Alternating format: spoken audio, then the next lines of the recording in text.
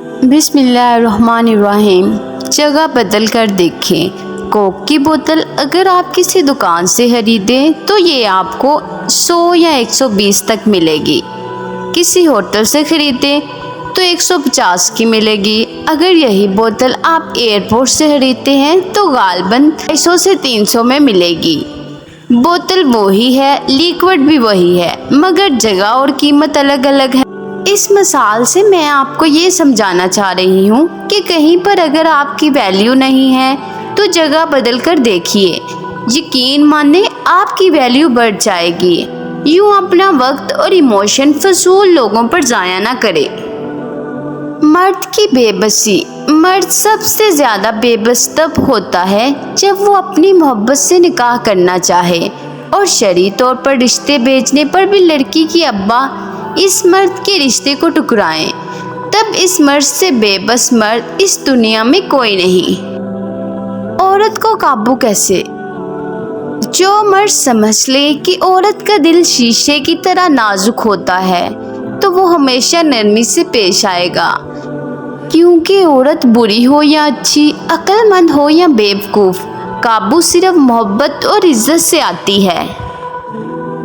گندی سوچ اور گندی نیت تو دماغ کی ہوتی ہے، ورنہ تو جسم کی بناوٹ تو بہن کی بھی ویسی ہی ہوتی ہے۔ سسرال کا ماحول۔ کوئی بھی لڑکی بری نہیں ہوتی، اسے اچھا برا سسرال کا ماحول بناتا ہے۔ آخر وہ کب تک برداشت کرے؟ جب تک برداشت کرتی ہے تو سب ٹھیک، مگر جب اپنے لیے آواز اٹھاتی ہے تو بری بن جاتی ہے۔ ہر لڑکی گھر کا سکون چاہتی ہے۔ ہر وقت کی ٹینشن کسی کو اچھی نہیں لگتی۔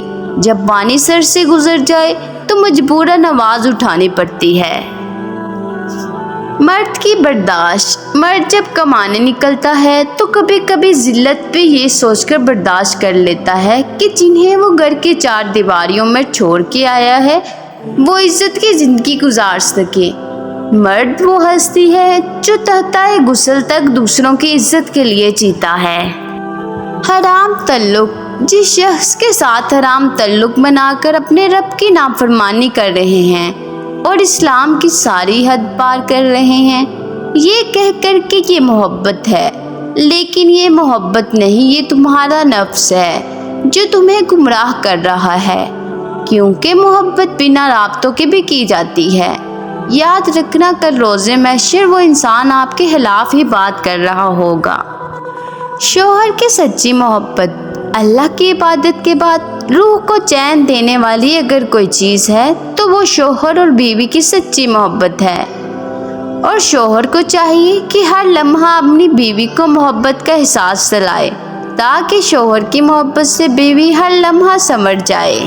یہ عادت چھوڑ دیں، کسی کے پیچھے بھاگتے رہنا، کسی کی منتیں کرتے رہنا، کسی کی خوشامد کرتے رہنا، کسی بے قدرے کا انتظار کرتے رہنا، کسی کو بار بار متاثر کرتے رہنے کی کوشش کرنا۔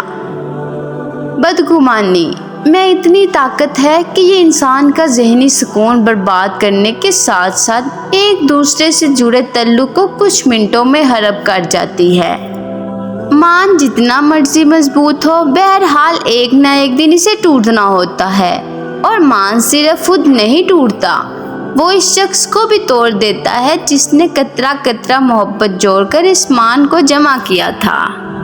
خودکشی کے اکثر واقعات میں لوگ مرنا نہیں چاہتے، بس وہ چاہتے ہیں کہ ان کا درد مر جائے۔ گہری ہنسی ہنسنے کے لیے تمہیں اپنی محسوس تکلیف کے ساتھ ڈیل کرنا اور ان کے ساتھ کھیلنا سیکھنا ہوگا۔ پریشانیاں زندگی کا حصہ ہیں۔ جس نے اپنی پریشانی پر قدم رکھا وہ جیت گیا، اور جس نے پریشانی کو سر پر سوار کیا وہ ٹوٹ گیا۔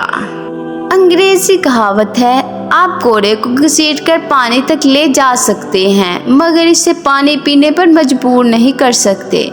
اسی طرح آپ کسی کو کامیابی کا راستہ دکھا سکتے ہیں مگر کامیاب ہونے پر مجبور نہیں کر سکتے۔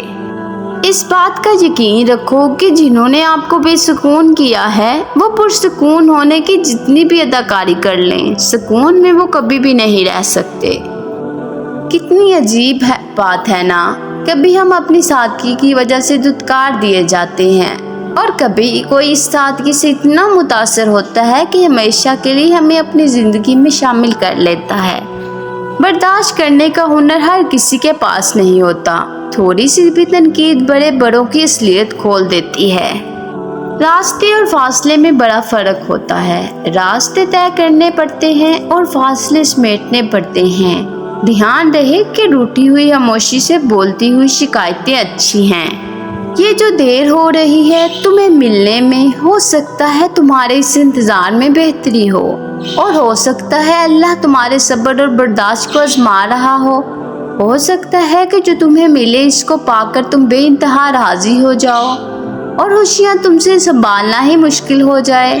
یقین رکھو جو دیر سے ملتا ہے اس میں بہتری ہوتی ہے اور دعا کرتے رہو، اس میں اللہ کی رضا ہوتی ہے۔